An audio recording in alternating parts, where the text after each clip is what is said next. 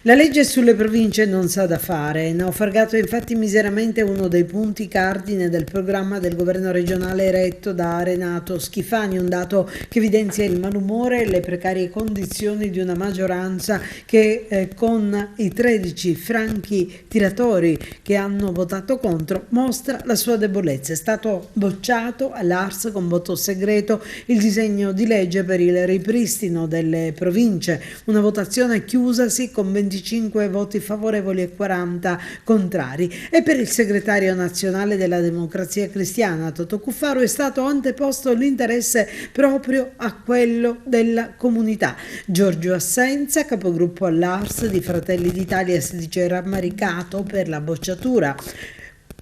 Stefano Pellegrino, presidente dei deputati di Forza Italia all'Ars, dice che oggi hanno perso i siciliani. Dello stesso tenore sono le dichiarazioni di Marcello Caruso, coordinatore regionale di Forza Italia, per il quale è una sconfitta per i territori.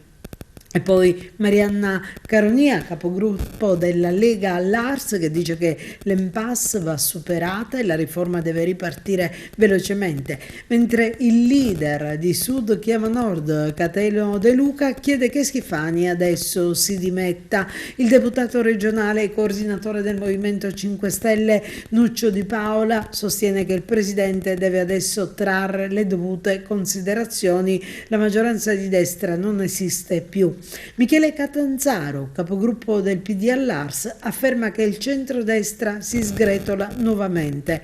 Antonello Cracolici, parlamentare regionale del PD, sostiene che era un DDL che non aveva né capo né coda.